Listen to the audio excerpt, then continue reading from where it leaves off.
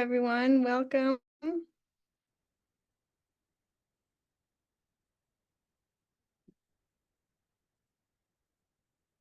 Welcome to Storyteller Spotlight.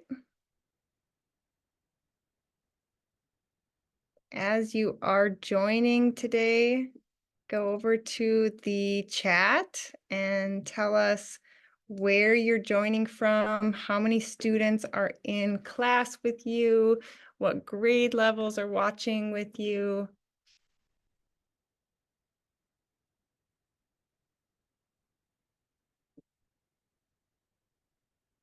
Hi, Loren.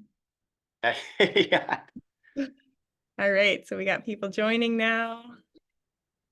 I could show my buddy there. Charlie. Char. There.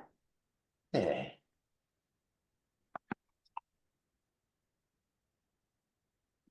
All right, everyone, go over to the chat and tell us where you are coming from, how many students you're watching with, what grade levels you're watching with.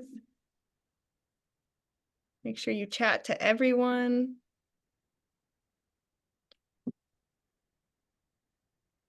Welcome, everyone.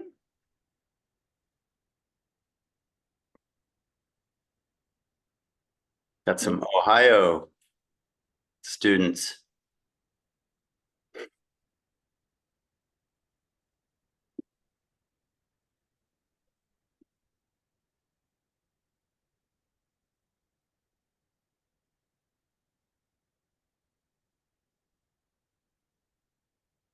Wonderful. Thank you all for being here with us.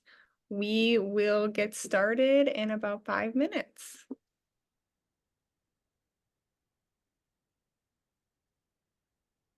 60 students in Iowa. Nice. North Carolina. Wyandotte Elementary in Westchester, Ohio. I've been there. They're my buddies. I don't know if they can hear me. They can hear you.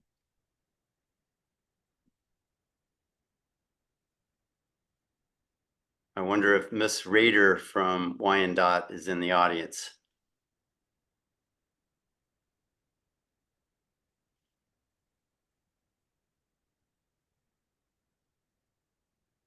She will be joining. Yeah. Here, I want to show my dog again, okay? Because the dog's part of this book, or at least the inspiration. Sorry, my studio's a little messy. Charlie. Charlie. There you go. That's one of his 3 sleeping spots in my studio here.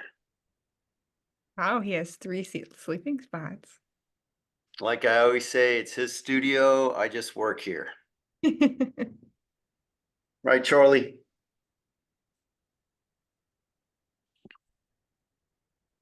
All right, for those of you who just joined, welcome. Go ahead and tell us where you're coming from in the chat. Tell us how many students are watching with you and what grade they're in. Hello, Fort Worth, Texas.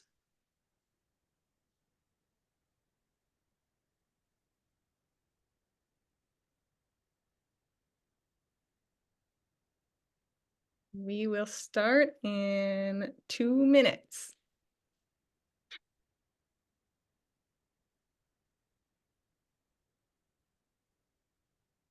All right.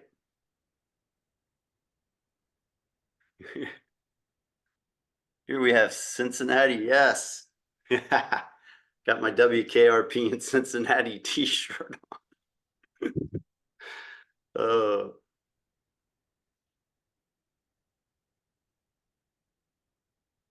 Hey, hey, Mary V. Mary VA.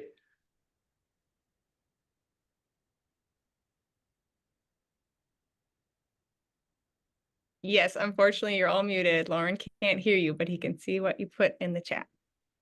Yes. Thank you, Mary Van Aken, for everything.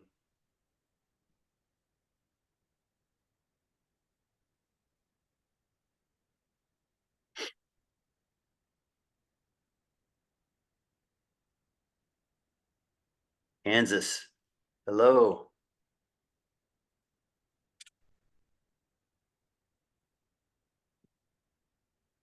Hey, Minnesota. but that's where I am too. Right.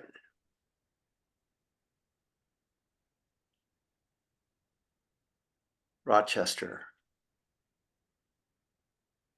Liberty Township. That's not far from here, Kaya.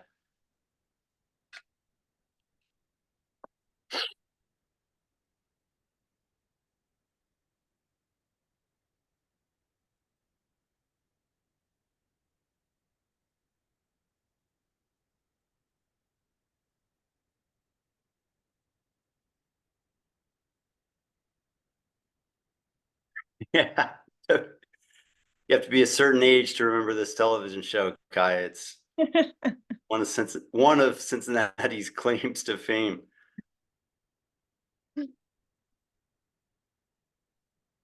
All right, let's get started. Thank Scottsdale. you for joining us today. This is Mackin's Storyteller Spotlight, where we bring authors into your classroom. We are so excited to have Loren Long with us today, who I'll introduce in just a moment. First, our special thanks to Macmillan for helping us make this happen. Everyone go ahead and find the Q&A option. We are going to use that today to ask Loren questions. So while you can certainly say anything in the chat that you want me to share with them, I'll share the whole chat and all the Q&A with them, but we're going to use the Q&A to put your questions in. So you can do that at any time during the intro part here or during the Q&A, and I will see those. If you are watching with young people today, we would love to see photos, so you can tag us on social media and show us that you are watching with us today. And just a quick plug for next month, we have RJ Palacio, who's going to be coming and talking about wonder and answering students' questions. So that's October 24th. So write that down or send that along to your fellow teachers. All right. And without any further ado, Loren Long is the author and illustrator of the New York Times bestselling Otis picture book series, now an animated television series on Apple Plus. He's also the illustrator of the #1 New York Times bestsellers Of Thee I Sing by Barack Obama, Love by Matt De La Peña, and Change Sings by presidential inaugural poet Amanda Gorman. He lives near Cincinnati, Ohio, with his wife and rescue dog, Charlie. All right, I'm going to hand it over to Loren. Okay, hello. Thank you, Kaya. I'd like to say a special thank you to Mackin.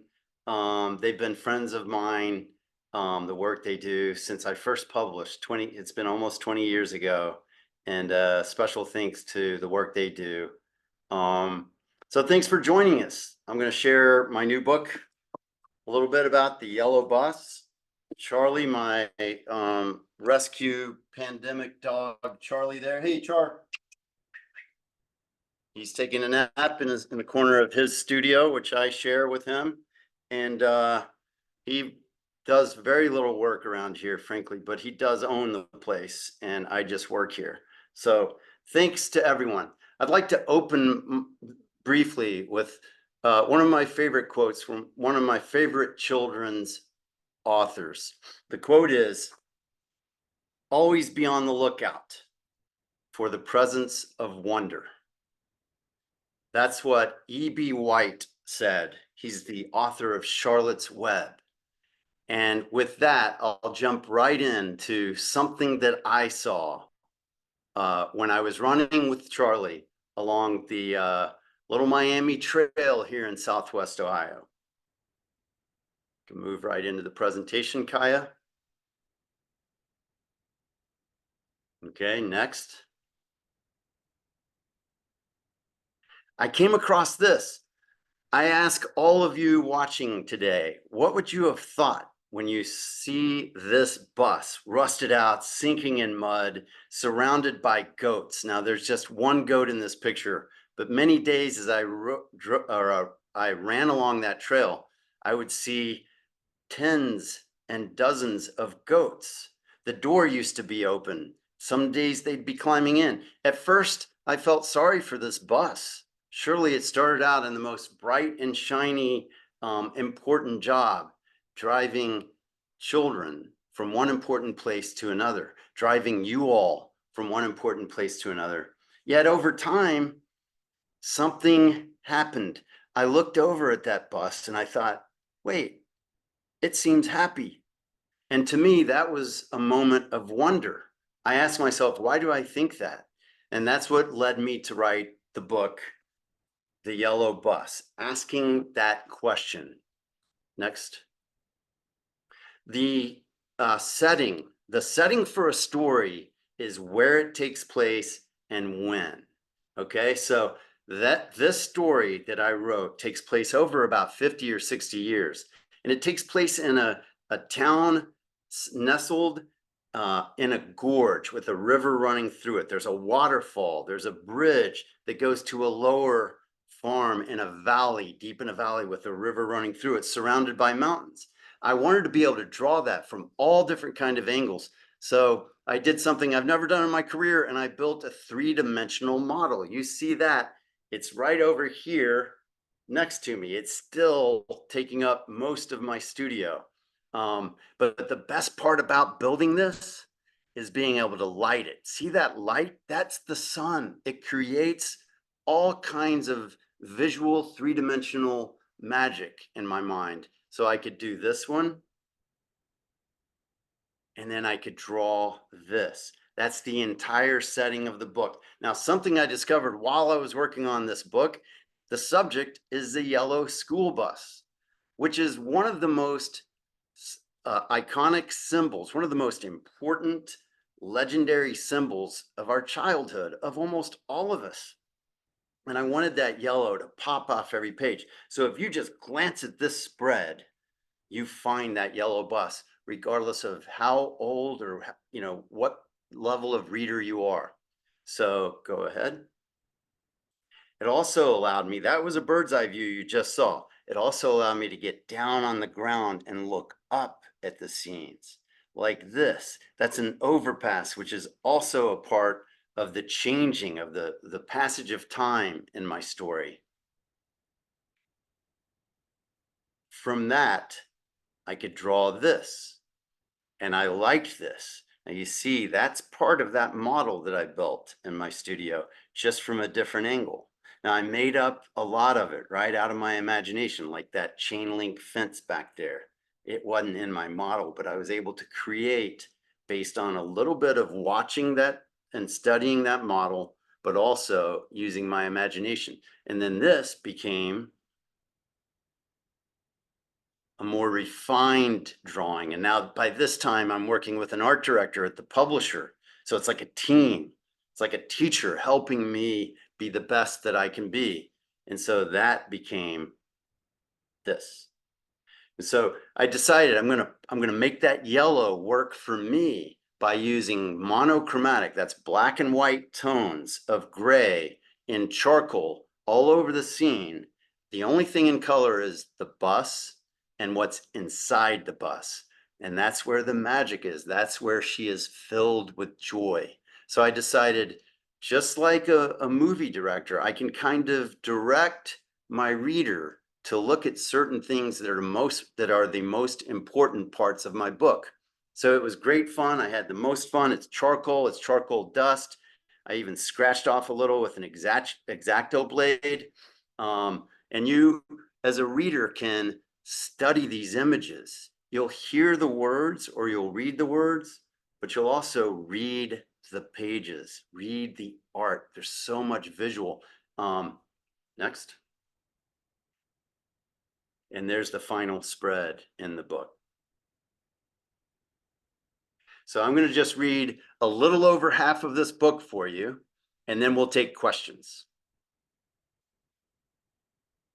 Now this, don't forget to look under the dust jacket for one of my favorite pieces of art, and you're seeing it there on your screen. That's something called the case cover. And then there's the title page. And here's where our story begins. Okay, now let's close look at this image. This is where the story begins. If it's a movie, you might see some credits rolling. There's some kind of music. Let's look at this and imagine what kind of music would be playing at the beginning of this story. I think it would be probably some violins, something peaceful. Now we can find the bus, everyone. Let's find the bus and let's look at this from the left side, top left. What is that going on up there? Okay. That could be a cemetery. It's kind of a young cemetery. We can see that, can't we? If we look really closely, we can see the downtown. We can see the church steeple. We can see there's a park behind the buildings in the little downtown. Later, if we read this story, we'll see where the school is. And then you can see this goes into a little neighborhood and goes down into a lower farm. You can see the farmhouse and the farm, and then a bridge. What's that above the bridge? It's a little overlook. We know that because it has picnic tables and it's right across from the town and the waterfall. And then we go down, we follow that windy road down to a lower part of a farm, another farm deeper in the valley with the river winding around and disappearing. Okay, now here's where the words start, right?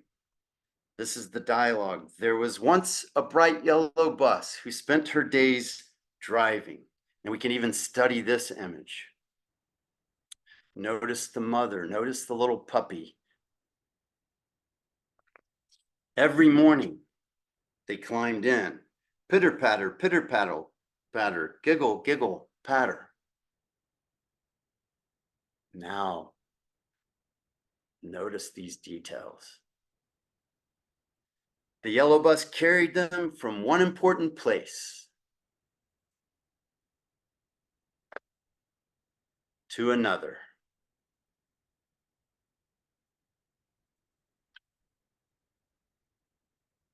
And they filled her with joy.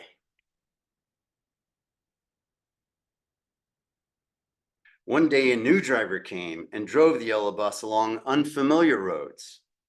Every morning, they climbed in. Shuffle, clunk, creak, creak, clunk. The yellow bus carried them from one important place to another.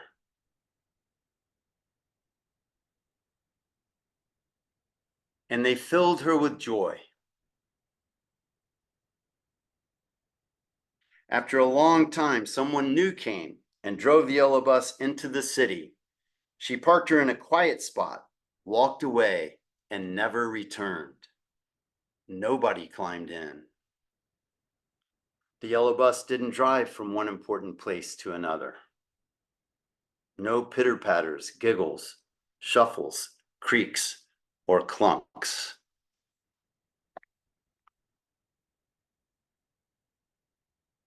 The yellow bus was empty until one cold night they climbed in. Rustle bump, burr, burr, bump, and huddled together. The yellow bus didn't carry them from one important place to another. Yet every night, with hushed noises and soft voices, they climbed in.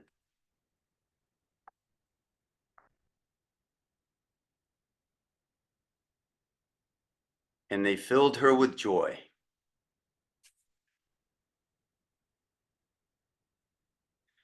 Early one morning, a truck arrived and towed the yellow bus through the city, across a bridge, into the country, along rolling hills, and down onto a farm nestled deep in a valley. Now, when you have time with this book, you'll be able to compare this spread to the original spread. You'll be able to see the passage of time and all of the details of the town that have changed.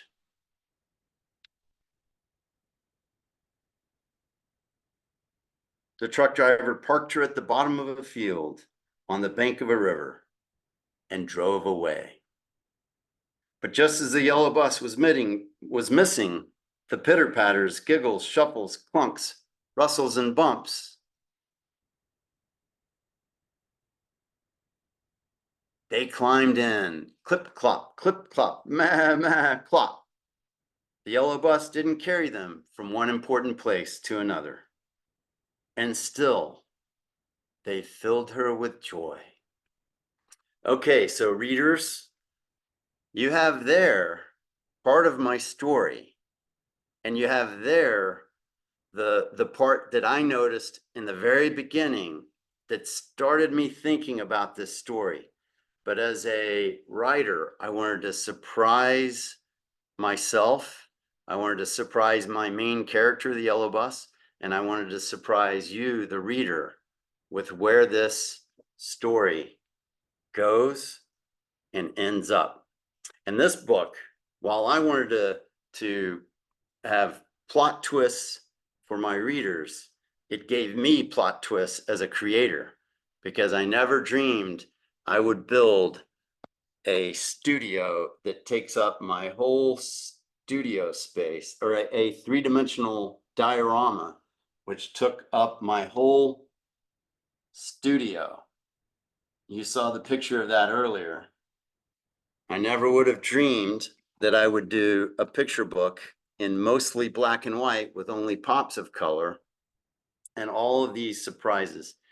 So it's a joy for me to share this brand new book of mine with you that I've both written and illustrated.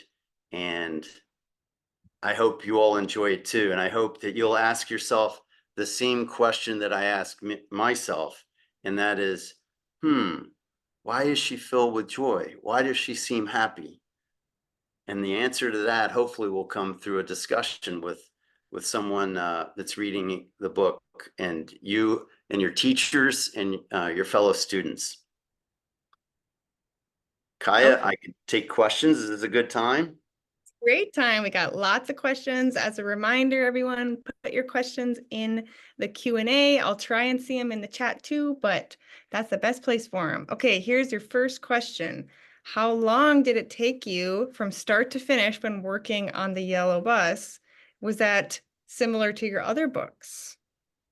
That's a great question. It was very similar to my other books, which I usually spend from start to finish. It takes me about 4 to 5 months to usually do the art. Now this one took longer because I both wrote and illustrated it. So I probably have about 8 or 9 months of creation in this, to write the story, to work on the story, to rewrite the story. And then I came up with the idea to build this model, and I thought it was going to take me a week to 10 days. It ended up taking over 2 months. So that threw my schedule off. So I have about 8 to 9 months of nothing but the yellow bus in this. So very similar, except a little longer on this book. Eric from Wyandotte asked, is Charlie the dog in the beginning of the story? And is Charlie a boy or a girl? It's a great question, Eric from Wyandotte. Shout out to Liberty Township in Southwest Ohio, and Miss Raider, Joetta, and everyone there, my friends. Okay, great question.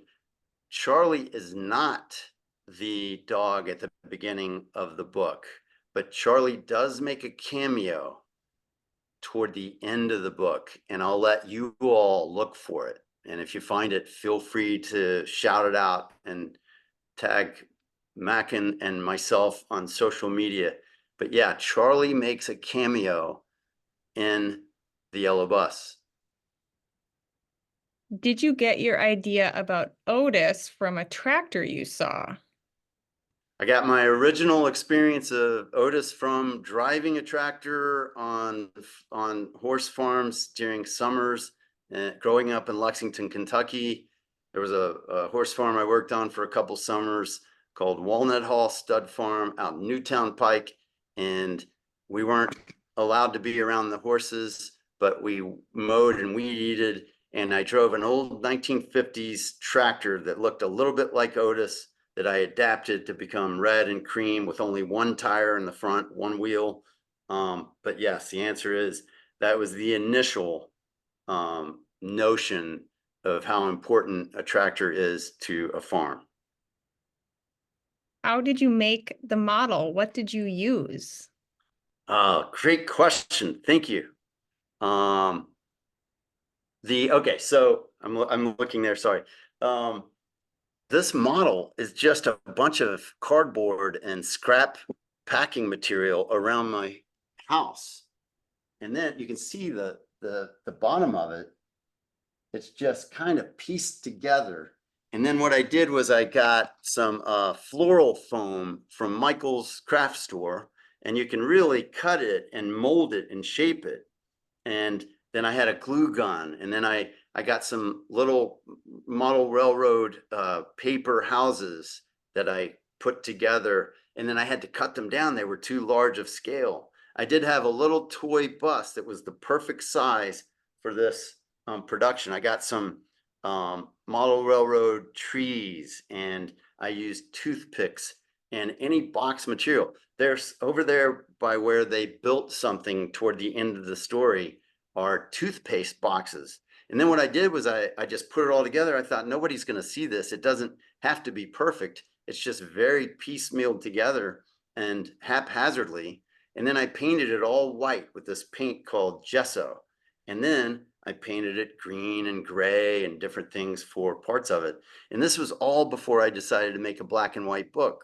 But it felt so important to me, to this particular picture book, to make it black and white, that I just decided I would do it anyway. And it all informed this three-dimensional creation, made it helpful for me to look at and study and light and then draw from. Sometimes I would draw right from the model standing right over there. And then other times I would take shots on my camera and look at those pictures to help me finish a drawing. Great questions. How did you learn how to write and draw? Did you go to school for it? So I never realized I could become an artist when I was little, when I was young. Even when I was in, so I started taking all of my middle school in Lexington. It was junior high school, 7th, 8th, and 9th grade was when you got to sign up for electives. So I always had art as every elective that I could fill in. So it was anything from drawing to painting to sculpture to ceramics. I always did art because it was the most fun for me. And then I started realizing, okay, maybe I'm a little better at drawing than I was at other subjects in school. I loved sports, grew up in Lexington, Kentucky in the 70s. So I was a Reds fan, but I realized art was maybe a bit of a gift or a talent. And then I went to college and finally majored in art. And then I went to 1 year in art school.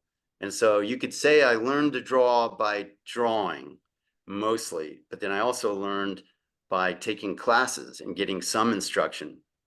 I never took any writing classes, but I always liked creative writing just in English class.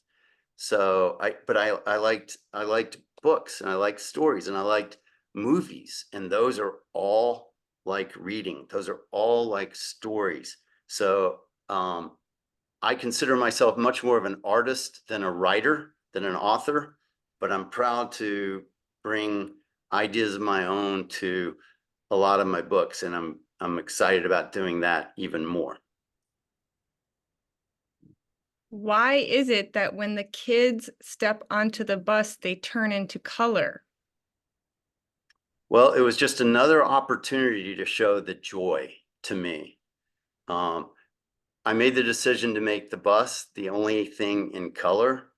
So it was a natural thought in my mind, between these two things, these ears, for me to think, what if, I mean, just like I'm sitting here talking to you, I'm thinking, all right, if this is gray, black and white, this charcoal, this gritty art that's so hand created, every inch of this book, and then I'm going to paint the bus yellow. What if everything that touches the bus or steps into that place is also in vibrant color?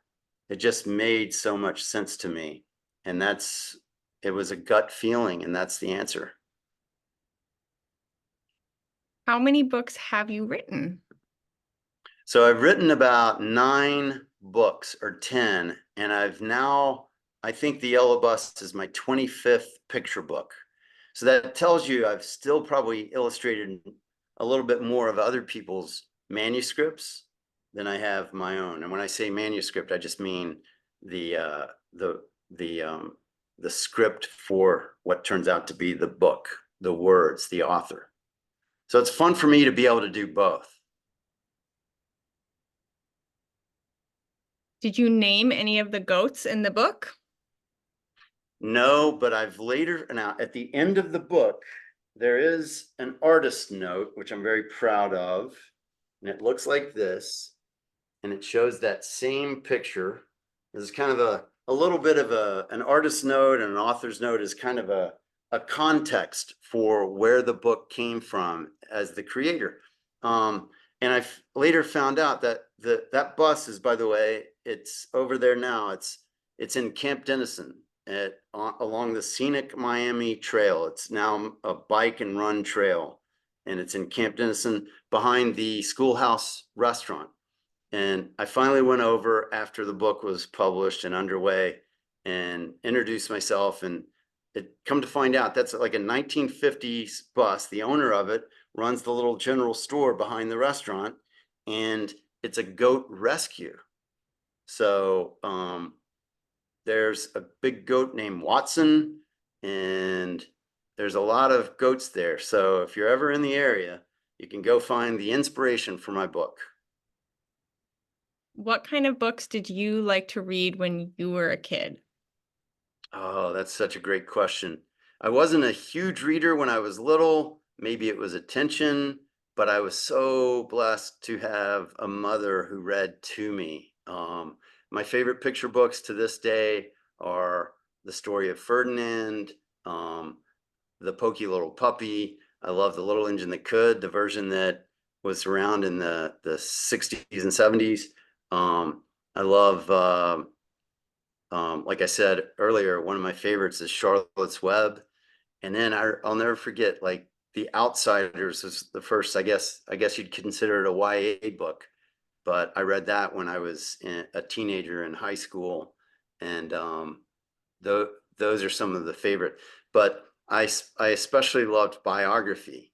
So that was about real people. And I remember Teddy Roosevelt, and I liked reading about our US presidents, Abraham Lincoln, and books like those that were about real people. Good questions. Did you ride the bus when you were a kid? I rode the bus, not in elementary school because we lived too close to the school. We could walk or ride our bikes.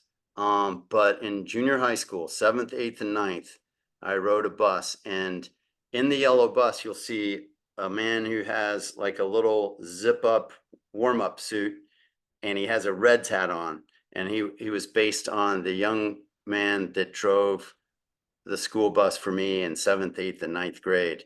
And I'll never forget him. And he was an interesting character, very colorful. He would talk a lot. What other books have you written or illustrated? Do you have any you can show us? Oh yeah, I've got a stack of them. They're up there. I would have to jump up and do it. Would you like me to, or? I mean, I've one of my favorites that I wrote was called Little Tree. In fact, Wyandotte Early Childhood Center planted a tree when I came to visit about that book, and now it's really big. I've illustrated The Little Engine That Could, a version of my own, the original text. I illustrated Matt De La Pena, a famous author's book, Love, and Barack Obama's Of Thee I Sing. I illustrated that. Recently, I illustrated a really meaningful story called Someone Builds the Dream by an amazing author that lives in Michigan. by the name of Lisa Wheeler. And another one is Change Sings by Amanda Gorman, the inaugural poet. So here I am in the middle of the country working for these publishers up in New York. And sometimes these notable authors. And I like to think that, we have gifts and talents if we're in Minnesota or Iowa. And here I am in Cincinnati. And I'm working with people that are famous, that people know in New York. And the publishers are in New York. But I always think, hey, no matter where we are or who we are in this world, we have something to share that is of value. Whether you do it in a book, or whether you do it as a teacher, or whether you do it as a plumber or an accountant. I always told my sons, now they're grown, be careful. I mean, do what you do as best as you can, because you never know who's watching. And in my case, it was President Obama and his family reading a couple of my books. And then they chose me to illustrate his picture book of the I Sing. Yeah. Okay. Well, unfortunately, we are all out of time, but now is a great time to go over to the chat and tell Loren anything that you and your class wants to tell him before he goes. And Loren, if there's anything else you want to say, I know you just said something to the students, but if there's anything else you want to say before we leave, we've got a minute. Okay. I just want to thank Mackin again. I want to thank Macmillan for working with me and publishing The Yellow Bus. It's been a very special book for me, and I hope that people will ask themselves, like I said before, why does the Yellow Bus seem happy? And maybe look around in their own lives and see people in their life that do embody the spirit of the Yellow Bus. And if anybody wants to find me on social media, I'm on Instagram and Twitter and Facebook. And thank you so much for having me. And good job to all the students for asking such good questions. We will send out the recording of this to everyone that registered tomorrow, so you can rewatch it if you want to. All right. Thanks, everyone. Bye. Thank you, Kaya. Bye.